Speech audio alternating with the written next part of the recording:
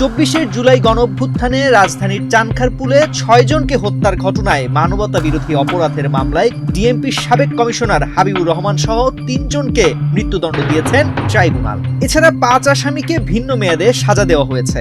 সোমবার দুপুর 12:30টার দিকে এ রায় ঘোষণা করেন আন্তর্জাতিক অপরাধ ট্রাইব্যুনাল ১-এর চেয়ারম্যান বিচারপতি মোহাম্মদ গোলাম মর্তুজা মজুমদারের নেতৃত্বাধীন ৩ সদস্যের বিচারিক প্যানেল। প্যানেলের অপর ২ সদস্য বিচারপতি মোহাম্মদ শফিউল আলম মাহমুদ ও বিচারপতি মোহাম্মদ মুহিতুল হক এনাম চৌধুরী। মৃত্যুদণ্ডপ্রাপ্ত বাকি দুজন হলেন ডিএমপির সাবেক যুগ্ম কমিশনার সুদীপ কুমার চক্রবর্তী ও রমনা অঞ্চলের সাবেক অতিরিক্ত উপকমিশনার শাহ আলম মোহাম্মদ আখতারুল ইসলাম।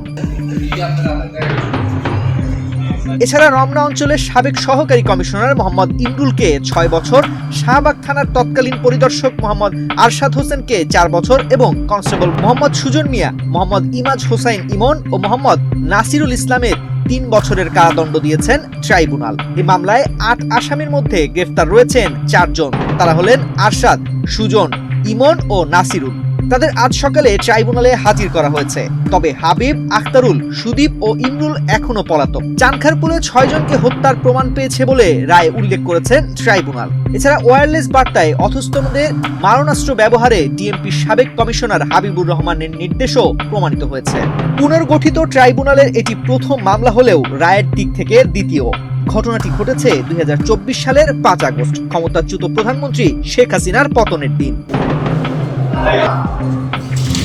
ওই দিন পুলিশের গুলিতে প্রাণ হারিয়েছেন ৬ জন। তারা হলেন শাহরিয়ার খান আনাস, শেখ জুনায়েদ, ইয়াকুব, রাকিব হাওলাদার, ইসমামুল হক ও মানিক মিয়া। মানবতা বিরোধী অপরাধের এ মামলায় তদন্ত কর্মকর্তা সহ মোট ২৬ জন সাক্ষীর জবানবন্দি নেওয়া হয়। জব্দ তালিকা হিসেবে ১৯টি ভিডিও, পত্রিকার ১১টি প্রতিবেদন, ২টি অডিও, বই ও 11টি প্রতিবেদন, 6টি মৃত্যু সনদ সংযুক্ত করে জমা দিয়েছে প্রসিকিউশন। অবজারভেশন যেটা আছে আমরা দেখে বলবো, কারণ হাজার হাজার পুলিশ ছিল, সবার বিরুদ্ধেই তো আর মামলা করা যাবে না।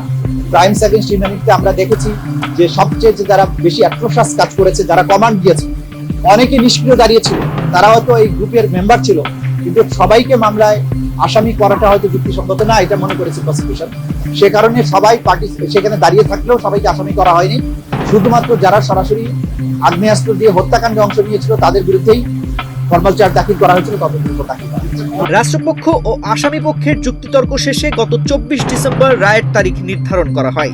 ২০ জানুয়ারি এ রায় ঘোষণার কথা থাকলেও প্রস্তুত না হওয়ায় নতুন তারিখ হিসেবে আজকের দিন ধার্য করা হয়। এরই ধারাবাহিকতায় আজ রায় ঘোষণা করেছেন ট্রাইব্যুনাল ১।